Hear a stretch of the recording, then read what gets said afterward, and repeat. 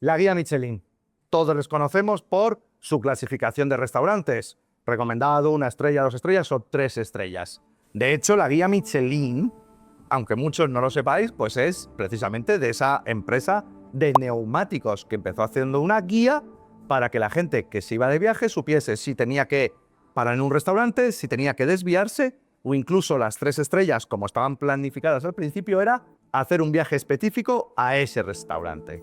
Bueno, pues Michelin en el 2026 irrumpe en el mundo del vino. Y va a hacer pues una clasificación muy parecida. Bodegas recomendadas, 1 uva, 2 uvas y 3 uvas.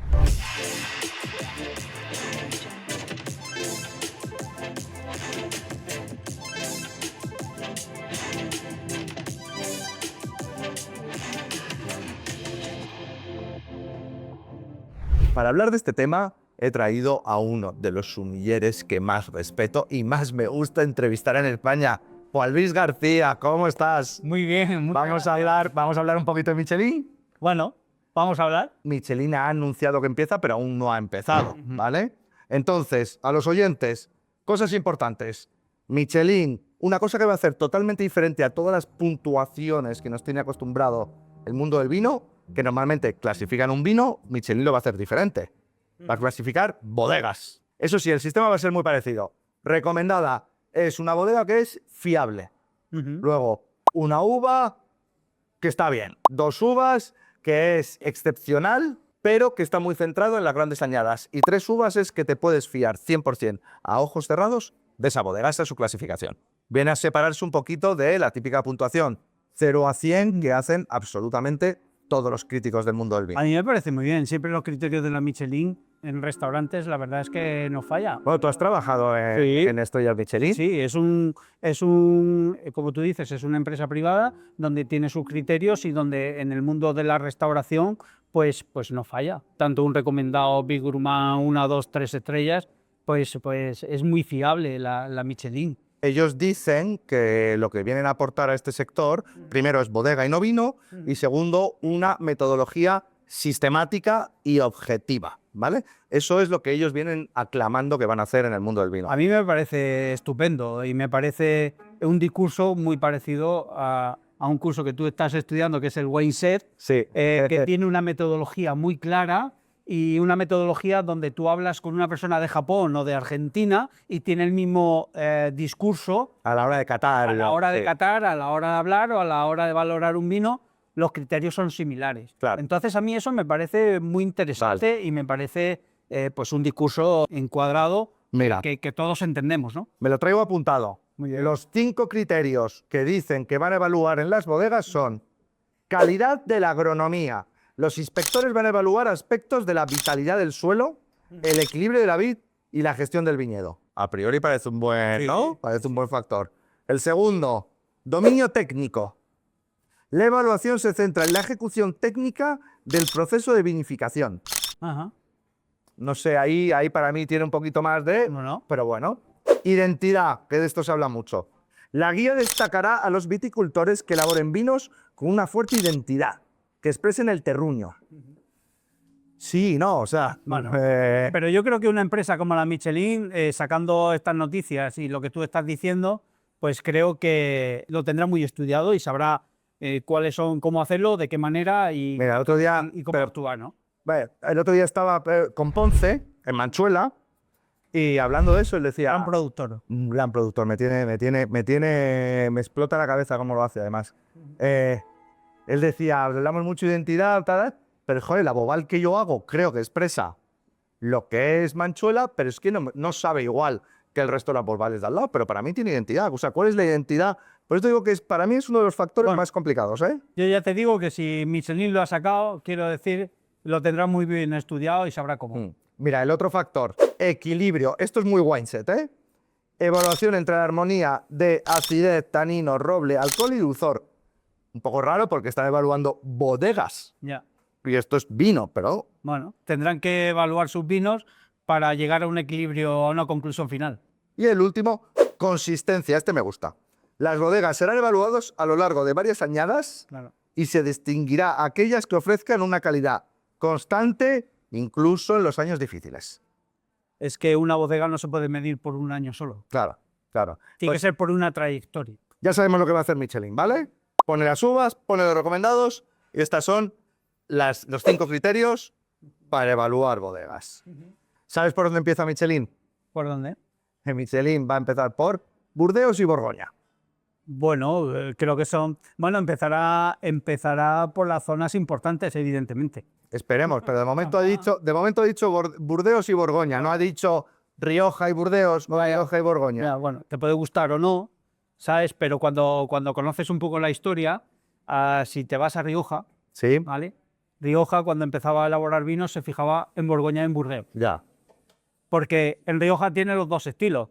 Te vas a una bodega como Rioja Alta y tiene el estilo 904, el estilo Viñarlanza. Claro, El estilo 904 es el estilo Burdeos y el estilo Viñarlanza es el estilo Borgoña. sí. ¿No? Y eso se diferencia en la botella. Y sí es cierto que si empiezan en Borgoña y en Burdeos, pues creo que es de una forma natural las dos zonas. Bueno, pues Pero- nada, me gusta que tú estés de acuerdo. A mí me fastidia un poco porque, Bueno, pero porque Michelin, ¿cuántas estrellas Michelin hay en Francia y cuántas estrellas Michelin hay en el resto del mundo? Pues las bodegas, me da a mí que vamos a hacer un poquito igual. O sea, a ver cuántas bodegas, 3 uvas va a haber en Francia y cuántas en el resto del mundo. Y que es verdad bueno. que el vino francés aún está bastante por encima de cualquier otro país europeo. Y eso sí es verdad y nos gusta o no, eso es así. Es así, es así. Entonces, pues Michelin siendo francés, ¿no? Sí. Pues tendrán que empezar en Francia. Bueno, tiran de patria, sí. Es una empresa privada que tiene unos criterios que lo ha extrapolado a todas las partes del mundo con unos criterios que bueno, puede Sí. estar de acuerdo o no, pero bueno, son los suyos. Luego también hay una cosa que no le gusta mucho a la gente, que quiero tu opinión. Resulta que la guía Michelin son los dueños de Wine Advocate. Ajá. Robert Parker, para los que no saben qué es, Wine Advocate es el mayor crítico de vinos del mundo, que cuando este señor le pone 100 puntos a un vino, le cambia la vida a la bodega para siempre. Pues resulta que son los mismos dueños. Esa es tu cámara. Esa es la mía. Vale. ¿Cuál es la petición que le haces a Michelin? Yo la petición que le hago a la Michelin, que me parece muy bien que catalogue o que evalúe las bodegas, me parece muy bien que evalúe los restaurantes, pero creo que los vinos en un restaurante los venden los jefes de sala y los sumilleres. Y a esos sumilleres y a esos jefes de sala creo que también hay que valorarlos, ¿vale? Al igual que las bodegas y que los restaurantes. Y es más, hay una crisis en la restauración, en la sala sobre todo, y la cual yo creo que con esa valoración de la Michelin nos preocuparíamos mucho más por hacerlo mejor y ser mejores cada día. Y entonces yo espero que la Michelin ha cogido los dos extremos, el cocinero, restaurante y las bodegas, pero la gente en medio creo que también hay que valorarla. Michelin, si no haces eso, cuando lleguemos a 500.000 de suscriptores, lanzamos juntos algo para la sumillería a nivel mundial. Sumillería, Bueno, jefes de sala y sí, gente de sí, sí, sala. sí. Es verdad que, venga, vamos a entrar ahí. La sala, en los 80, era la reina. Es que la sala es el mero transmisor de una cocina y de una botella de vino al cliente final. Sí. Entonces, si valoramos a ese cocinero o a ese restaurante, si valoramos a esa bodega, creo que el que está en medio es el que aconseja y el que transmite al consumidor final. Creo que para darle valor a esto también hay que valorarlo igual que está haciendo la Michelin con esos dos extremos. Totalmente, totalmente. De hecho, insisto, en los 80 y 90, tú ibas a un restaurante, no sabías ni cómo se llamaba el chef. Sí, sí. Tú ibas porque sabías quién era el maître. Exacto. La Tour d'Argent, que ahora mismo tal, a la Tour d'Argent tú ibas a ver al maître de la Tour d'Argent, no ibas a ver al cocinero. Correcto. Es verdad que, como en este mundo es cíclico, ahora se ha dado totalmente la vuelta y es el momento de los chefs. Y yo creo que, pues, no sé, habrá un momento en que de equilibrio. Ese es el equilibrio que estoy pidiendo a la Michelin. O mi opinión personal de que creo que debe tener para conseguir ese equilibrio que todos buscamos en la vida. Me gusta el tema del equilibrio, eso lo vamos a guardar para otro vídeo, porque además he subido hace poco un vídeo de tendencias en el mundo del vino. Ajá. Y de hecho, la sala marca mucho las tendencias del mundo del vino. O sea, es el Sin duda. consumidor, pero es la sala también.